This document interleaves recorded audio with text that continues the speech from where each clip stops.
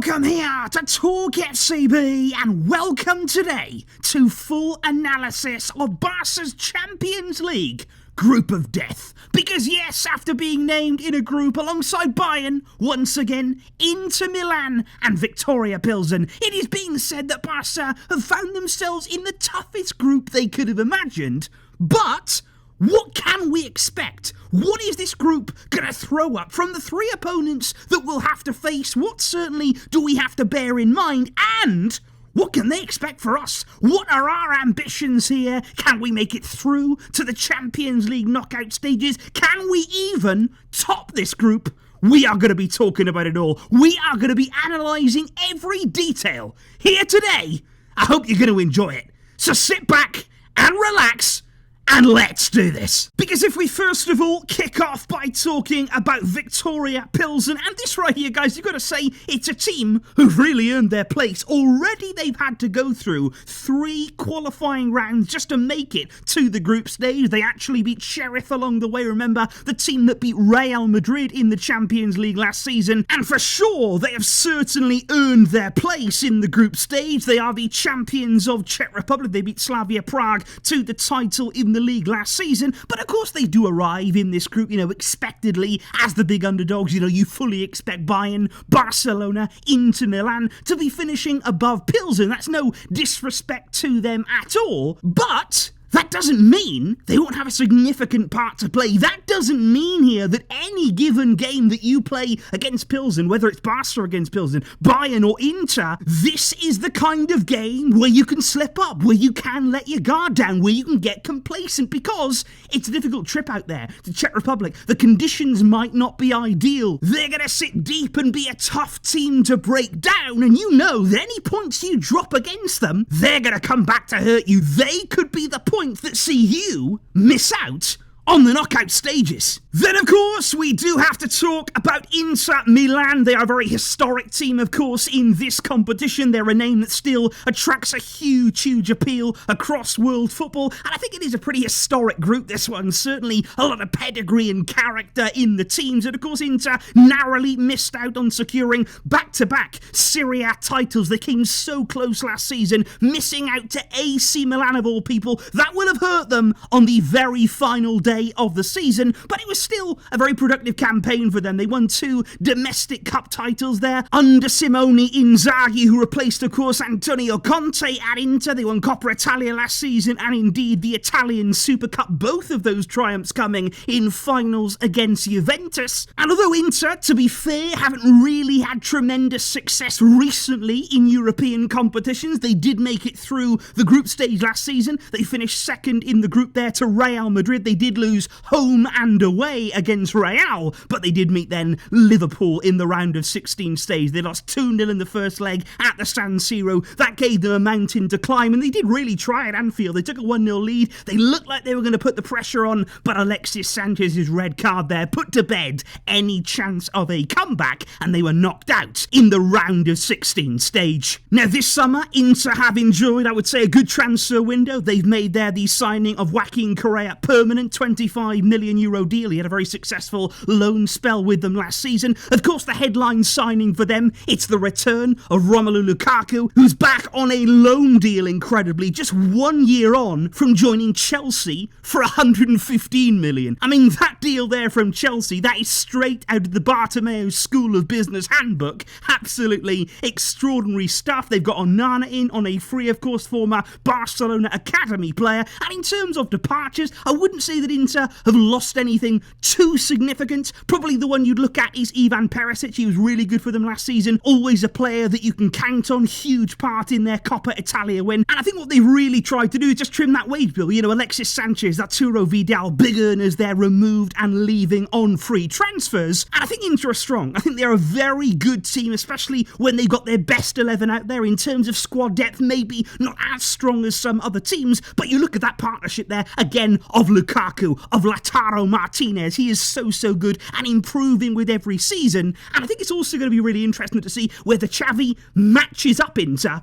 with that three at the back system. When we play against them, they're always going to play with three at the back. Are we going to match that, go toe-to-toe, position for position, or are we going to go about things differently? That's going to be something really interesting to keep an eye on. But Inter, a quality team. And then you've got Bayern Munich, and this is a team that you felt almost certain that it was coming. Even before that draw got underway, thoughts were going through the minds of us Barcelona fans. We were feeling it in our bones that Bayern and Barça could well be placed in the same group again. And of course, it's not just because of the Lewandowski factor. I think that is a massive story, though, by the way. That adds even more drama, even more intrigue to what is such a historic meeting between two top teams. That is going to add a really good bit of theatre. But I think there's much more to this game than meets the eye too, because this for Barca is a major test for us at a key time on every conceivable level. We know that Bayern won the Bundesliga once again last season at a canter. They made it 10 in a row in Germany. Absolutely incredible achievement. And let's be honest, guys, we are all expecting them to do exactly the same this season and make it 11 titles in a row. They've already started the season with 3 wins from 3, and Bayern show absolutely no signs of slowing down. This summer, I think Bayern have been really active in the transfer market. I think they've actually been very ambitious as well in their signings. They paid big money there to bring in De Ligt from Juventus, and of course, if they can recapture the kind of form that he was showing at Ajax,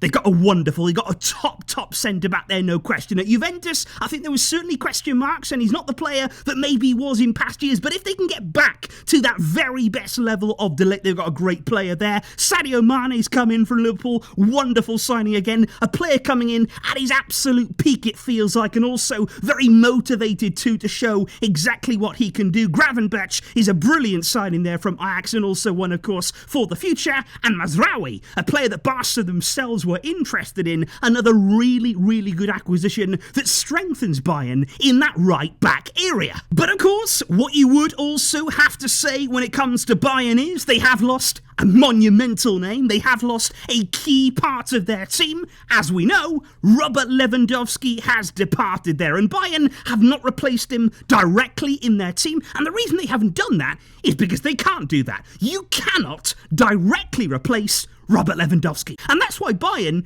they're going to have to now rely on other areas, looking at the wider areas, looking at midfield to try and replace the sheer amount of goals that they've lost. And I think apart from Lewandowski, they haven't really weakened themselves in any other area. They've done a really good job, I feel, Bayern, of selling on fringe players there, especially going to the Premier League, getting some decent money in for them. And Bayern this season, in terms of their squad, it looks very strong. But I think one thing that you would have to say when it comes to the Champions League is that last season, they did show they were human. They did have a slip-up in the Champions League. They suffered there a very shock defeat to Unai Emery's Villarreal in the quarter-final stage, knocking them out there 2-1 on aggregate. And that was 2 really poor games from Bayern. They did not turn up in either one of those. But that, of course, followed on from the group stage where they were imperious. And that is where we faced them this year. Last time out, they had 6 out of 6 wins, 18 points, a perfect record. And, of course, against Barca, 3-0 win at home, 3-0 win away. And I think that's going to be key here. Not just about here meeting the quality of Bayern, not just about here understanding the threats they have and using our own, but I think it's mentally as well, overcoming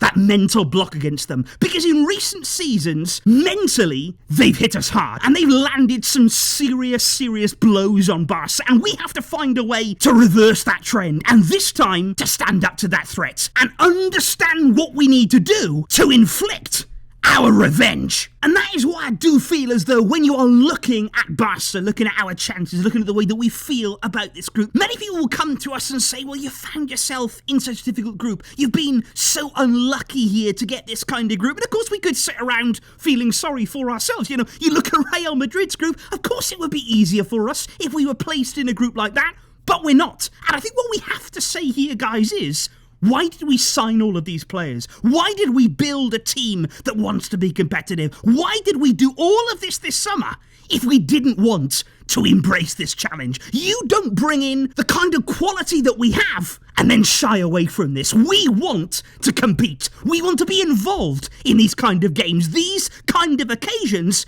and you just know that Xavi will feel that same way. These players will be waiting and excited about playing in games like this, because we've got to embrace that pressure. There is going to be pressure on this Barcelona team, but we've got to use that in the right way. We have to rise to the occasion because we have to qualify. And I want to make that absolutely clear right here. There is no way that we can't make it through the group. We cannot afford to drop into the Europa once again. That was a nightmare scenario, a nightmare situation that's happened once, and it cannot happen again. We have to be looking at the top 2 spots in the group. That is the only way that we have to look. And of course, people will say, can Barça finish top? Is that an option? Is that possible that they could do that? And I would say, look, it is possible. I'm not going to sit here and say, okay, we're definitely going to beat Bayern. We're definitely going to finish top ahead of them in this group. But likewise, I can't sit here right now and say we're definitely going to lose to them. I can't sit here and say Bayern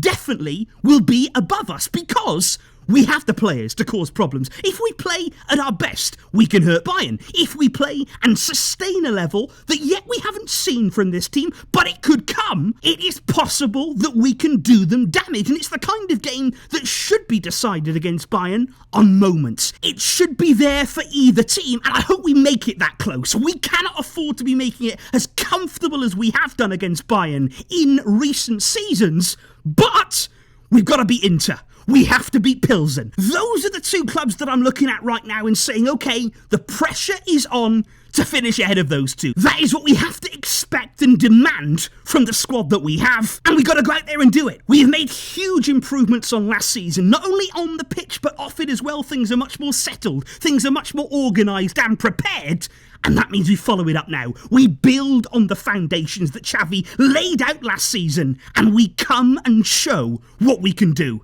And it's a great opportunity. It's a massive chance here for every Barca player, for Xavi to say, you know what? We are here. We can go toe-to-toe against Bayern, against Inter, and we can show the footballing world, because you just know everybody else is sat around waiting again for us to fail. It would please everybody in the footballing world so much if we dropped again into the Europa, but we can't let that happen.